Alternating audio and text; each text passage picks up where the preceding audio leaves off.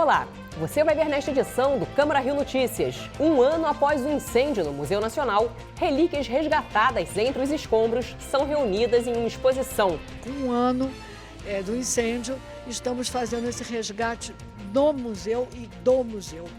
O Museu Nacional vive. Informática a mil. Na série de reportagens sobre o funcionamento dos setores da Câmara do Rio, você vai conhecer o trabalho da assessoria responsável pela informática da casa.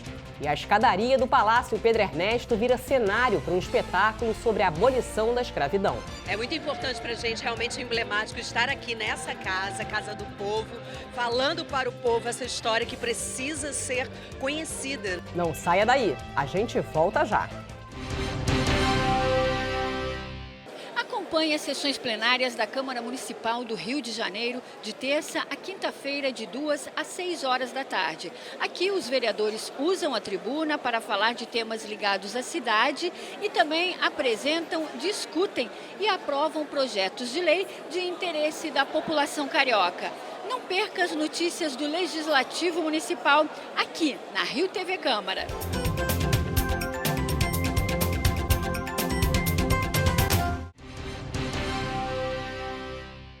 A gente começa esta edição do Câmara Rio Notícias com mais uma reportagem da série sobre o funcionamento dos setores no Palácio Pedro Ernesto. Dessa vez, o repórter Sérgio Costa mostra o trabalho dos funcionários da CIMA, a assessoria responsável pela estrutura de informática da Câmara Municipal.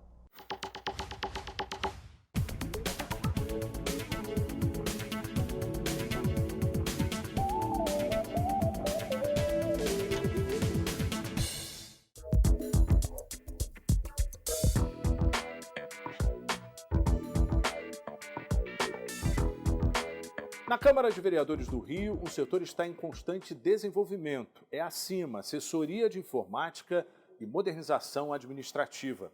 E quem é o chefe desse setor é o Rômulo. Rômulo, conta pra gente como é que funciona a CIMA.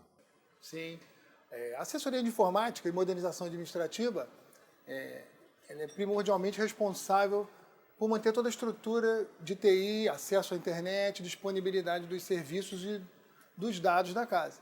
Então, a nossa importância aqui é isso, trazer disponibilidade, trazer acessibilidade aos sistemas e às informações e prover também esses dados ao público externo, apoiando também todo o poder legislativo, né, que precisa dessas informações públicas.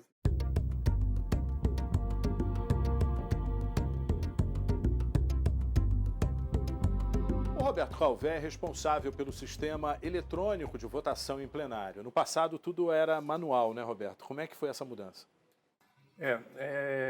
Quando a gente começou aqui no setor de informática, né, existiam menos vereadores, né, com o aumento da população.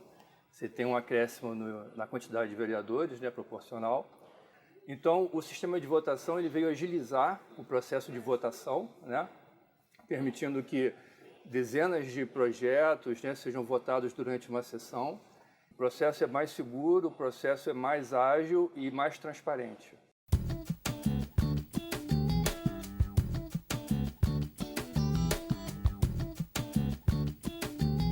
Todo o trabalho começa aqui no setor de atendimento ao usuário. Para cá vêm as queixas, os pedidos, tanto dos gabinetes dos vereadores quanto dos setores administrativos. O Gregório é supervisor do atendimento, né, Gregório? Isso. Conta pra gente, aqui já é um chamado, né? Algum pedido? Já. O inicial começa aqui. Tudo começa aqui no telefone. Alguém tem alguma dúvida, alguma queixa, uma máquina parada, algum problema, liga para cá, ela atende. Registra aqui na nossa OSI. Se for um chamado simples, alguma coisa, um problema bem fácil, ela resolve e orienta aqui por telefone mesmo e encerra o chamado. Agora, são três tipos de atendimento, né? Isso seria o nível 1. O nível 2 já seria que esses técnicos já têm que ir ao local. Então, eles pegam o chamado, vê onde é, né? Que imprime aqui essa folhinha aqui. Então, aqui vem tudo dizendo qual o gabinete, qual o setor, qual o problema, e se dirige até lá. Inclusive, esse aqui, o nosso técnico Eduardo, vai lá resolver um problema no gabinete Fernando Ilho. Um problema lá de internet. O terceiro nível é quando não se consegue, o técnico segundo nível vai em campo, não consegue resolver o problema e tem que trocar uma peça, um HD, uma fonte, então ele vem para cá. Então o técnico abre a máquina, vê, identifica o problema e, no caso aqui, está trocando uma fonte, que é essa peça aqui. Queimou, deu algum pique de luz, algum problema que está trocando essa peça. Pra você ter uma ideia, são em torno de 1000 máquinas dessas distribuídas em toda a Câmara.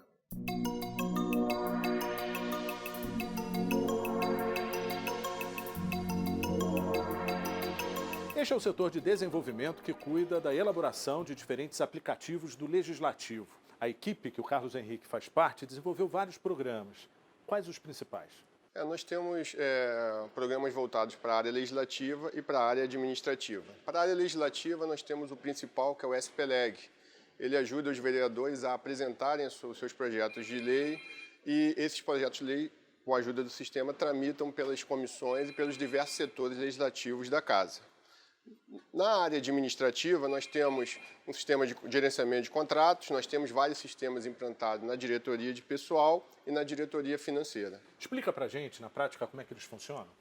Vou mostrar aqui para vocês o SPLEG, que é o sistema que ajuda os vereadores a fazer a tramitação, a apresentar os seus projetos e a fazer a tramitação. Então, nós entramos aqui. Aqui nós temos uma série de projetos de lei que já foram apresentados aqui na Câmara e que estão em processo de tramitação. O vereador ele abre esse sistema, apresenta o seu projeto, esse projeto passa pelas diversas fases do processo legislativo, no plenário, nas comissões, até ele virar lei ou não.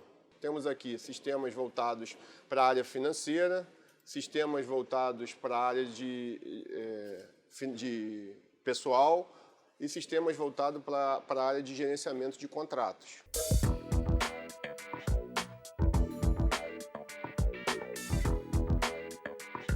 Este é o setor de suporte, núcleo técnico da casa que garante a infraestrutura de rede. De Carlo, é daqui que sai todo o serviço oferecido para a instituição? Sim, aqui nós oferecemos os serviços de infraestrutura de rede, serviço de arquivos, file servers, backup, internet. E o que a gente pode esperar de melhorias para esse setor? Atualmente nós estamos com um processo andando para modernizar a infra de rede, que vai mudar toda essa estrutura aqui do data center, tanto cabeamento, servidores, sistemas operacionais mais atualizados.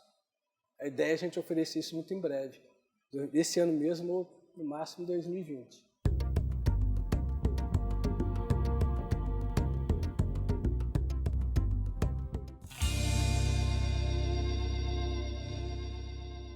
Lei aprovada na Câmara do Rio obriga o uso exclusivo de canudos biodegradáveis.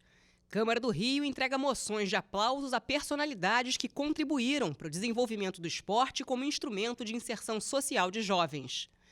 Legislativo Municipal recebe representantes do Observatório da Saúde. Entidade apresentou proposta de parceria para troca de informações sobre o setor. Vereadores aprovam em segunda discussão projeto de lei que determina que unidades públicas de saúde divulguem a lista de funcionários presentes. E Câmara do Rio entrega conjunto de medalhas Pedro Ernesto ao Conselho Nacional das Instituições da Rede Federal de Educação Profissional, Científica e Tecnológica. Reuniões das CPIs, das enchentes da linha amarela e do túnel acústico estão entre as atividades previstas para esta semana no Legislativo Carioca. Terça-feira, dia 3 de setembro, a CPI que apura as circunstâncias, os fatos e as consequências sociais, ambientais e econômicas que ocasionaram o desabamento de uma estrutura de concreto no teto do túnel acústico Rafael Mascarenhas, realiza mais uma reunião. Os parlamentares vão ouvir as empresas responsáveis pelos contratos de manutenção de túneis. A sessão vai ser às 2h30 da tarde na Sala das Comissões. Na quarta-feira, dia 4 de setembro, a Comissão Permanente de Administração e Assuntos Ligados ao Servidor Público se reúne às 10 da manhã no auditório da Câmara Municipal. Nesse mesmo dia, terá uma reunião da CPI que investiga e apura irregularidades no contrato de concessão do município do Rio de Janeiro e o consórcio Linha Amarela. Os parlamentares vão ouvir representantes da LANSA e um do Tribunal de Contas do município. O encontro acontece a partir de 1h da tarde na Sala das Comissões. Quinta-feira, dia 5 de setembro, a Comissão Permanente de Trabalho e Emprego se reúne a partir das 10 horas da manhã no auditório da Câmara Municipal. Nesse mesmo dia, a Frente Parlamentar sobre Saneamento no Rio de Janeiro se reúne na Sala das Comissões a partir das 10 horas da manhã. Ainda no dia 5 de setembro, a CPI, com a finalidade de investigar e apurar as condições de trabalho de professores, merendeiras e demais funcionários e trabalhadores dentro das escolas municipais, se reúne a partir das 2 horas da tarde no auditório. Sexta-feira, dia 6 de setembro, a Comissão Parlamentar de Inquérito, com a finalidade de apurar as circunstâncias, os fatos e as consequências sociais, ambientais e econômicas causadas pelos temporais que atingiram a cidade do Rio de Janeiro em fevereiro de 2009, bem como as responsabilidades do poder público na prevenção, mitigação dos efeitos e atendimento aos atingidos pelas chuvas, enchentes e deslizamentos, realiza mais uma reunião. A sessão vai começar 1h da tarde e vai ser realizada no Salão Nobre. E você vai ver no próximo bloco. Relíquias resgatadas sobre os escombros do Museu Nacional são reunidas em uma mostra um ano após o incêndio. Em 2018, a Rio TV Câmara trouxe grandes novidades para tornar a sua experiência ainda mais dinâmica. Agora você tem mais 2 canais de comunicação com a gente. Além do Facebook e YouTube, também estamos no Instagram e no Twitter. Bastidores das matérias, programas, conteúdos exclusivos e muito mais. No estúdio ou nas ruas. Saiba em primeira mão o que acontece na Casa do Cidadão Carioca e em todo o município. Desde o cotidiano da cidade em um jornal diário. Passando pelo plenário da Câmara Municipal. Além de programas sobre o Legislativo e a cidade. E debates com vereadores e especialistas sobre os temas mais relevantes para os cariocas. Uma linguagem dinâmica e informativa. Que colocamos no ar todos os dias.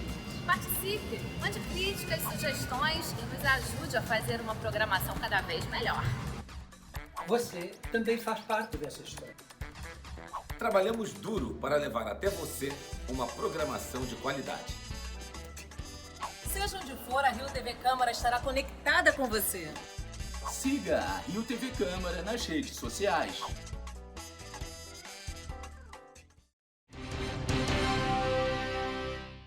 Uma exposição em cartaz na Caixa Cultural reúne objetos resgatados dos escombros do Museu Nacional. A mostra acontece um ano depois do incêndio que destruiu a maior parte do acervo de 20 milhões de itens da instituição.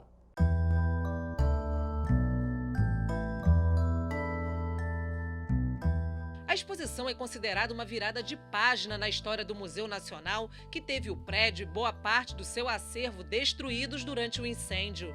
A mostra inclui relíquias arqueológicas que revelam como viviam os primeiros habitantes do recôncavo da Guanabara. O resultado do trabalho identificou 45 sítios arqueológicos no Rio de Janeiro. As peças foram apresentadas pela primeira vez em 2010. A ideia de retomar a exposição faz parte do conceito da campanha O Museu Nacional Vive e reforça o posicionamento da instituição de se manter ativa e viva na produção e geração de conhecimento. Alguns objetos da exposição foram resgatados pela segunda vez por historiadores que trabalham nos escombros do Museu Nacional. Esse material, então, ele já tinha sido resultado dessa pesquisa arqueológica e estava todo apresentado na Sala dos Embaixadores. Agora, esse material pegou fogo. Esse material foi resgatado pela própria arqueóloga que fez a pesquisa original. A importância dessa exposição é para mostrar que o Museu Nacional está vivo, que os pesquisadores técnicos, alunos, estão todos trabalhando e dando um exemplo de resistência da instituição. Resgatar e tirar do solo não é só ver o passado, mas sim o futuro do museu, que é isso que nós estamos hoje. Com um ano do incêndio, estamos fazendo esse resgate no museu e do museu.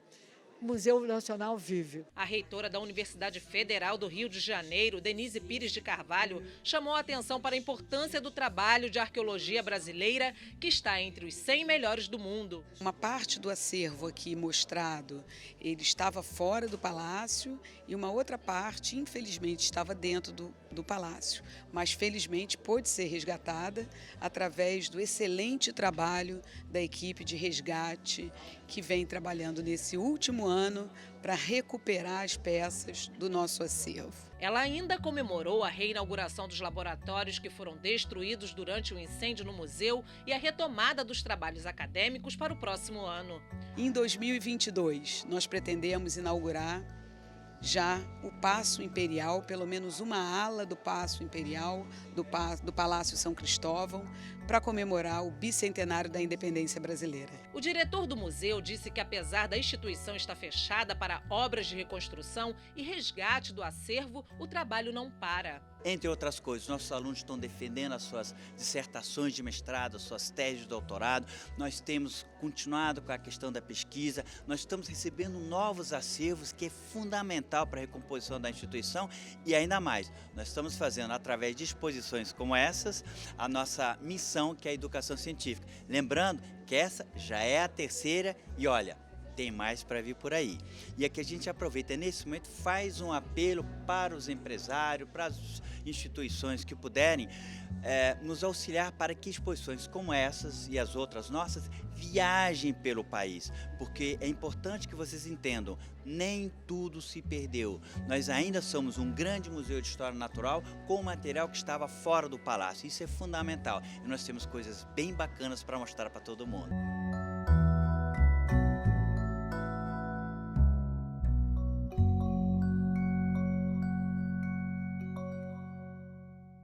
Por iniciativa do vereador Leonel Brizola, a Câmara do Rio homenageou com a maior comenda da casa a Agenda Bafafá. O site Agenda Bafafá foi fundado em 2002 junto com o jornal. Gastronomia, moda, cinema, artes plásticas e carnaval estão entre os temas abordados. O jornalista Ricardo Rabelo é o responsável pelo conteúdo e edição dos dois formatos.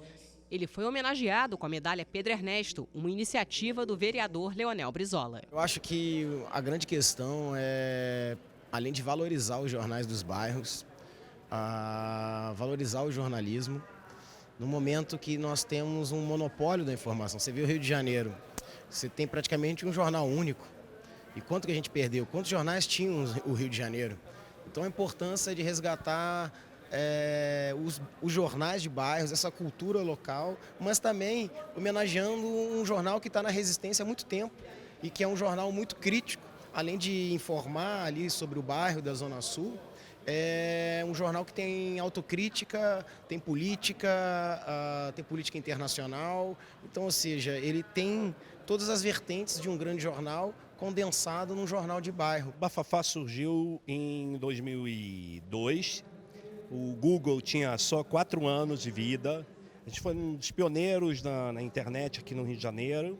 E a ideia era oferecer ao público uma agenda que organizasse assim, todo o roteiro cultural da cidade por assuntos. Então, rodas de samba, jazz, blues, bossa nova, choro, festa, tudo que estava disperso, a ideia era que fosse aglutinado num canal só. E aí a coisa cresceu, hoje a gente consegue chegar aí a 66 mil seguidores no Facebook e indo para 14 mil no Instagram. Para nós representa muito pelo significado que é essa medalha, pelo reconhecimento e do amor que a gente tem pelo Rio de Janeiro. Antes de tudo, o Bafafá tem amor pelo Rio de Janeiro. Está em tramitação na Câmara do Rio o projeto de lei do vereador Tiãozinho do Jacaré para que o Dia do Patrono da abolição da escravidão no Brasil faça parte do calendário oficial da cidade. Uma peça foi encenada na escadaria do Palácio Pedro Ernesto em homenagem a Luiz Gama, o jornalista e advogado abolicionista que libertou mais de 500 escravos. Em cena, os atores Del Garcês e Nívia Ellen. Del é também responsável pelo roteiro que mostra a luta contra a desigualdade no Brasil. O espetáculo Luiz Gama, Uma Voz pela Liberdade, é uma biografia dramatizada do jornalista e advogado abolicionista, fundamental na libertação de centenas de escravos. Tem um significado muito especial para lá de especial. Nessa casa, a Câmara Municipal dos Vereadores do Rio de Janeiro, nesse cenário aqui político, de tantas manifestações, de tantas reivindicações, conquistas para o nosso Brasil, é um momento histórico, são 137 anos sem o Luiz Gama fisicamente, mas através do nosso espetáculo, através aqui da iniciativa, do convite do vereador Tiãozinho do Jacaré, estamos tendo a oportunidade de trazer à luz a importância e a contribuição de Luiz Gama para o Brasil e, por que não dizer, para o mundo. É muito importante para a gente, realmente emblemático, estar aqui nessa casa, Casa do Povo, falando para o povo essa história que precisa ser conhecida, né? Que foi ocultada há tanto tempo da gente e que precisa ser dita. Falar de Marielle aqui é realmente emocionante. Então, assim, para a gente está sendo uma grande honra. A encenação da peça foi uma iniciativa do vereador Tiãozinho do Jacaré, autor do projeto de lei que estabelece no calendário oficial da cidade a data de 24 de agosto como dia do patrono da abolição da escravidão no Brasil. O evento é muito importante, porque falar de Luiz Gama é muita satisfação, ainda mais para mim, que sou um vereador de comunidade, vereador negro, entendeu? Eu sei muito bem o que significa a discriminação racial. Então, Luiz Gama é uma voz pela liberdade da escravidão. E falar dele no dia 24 de agosto, para mim, eu me sinto muito honrado pelo meu mandato de vereador nessa comunidade. E o Câmara Rio Notícias fica por aqui. Obrigada pela companhia. Amanhã a gente se vê.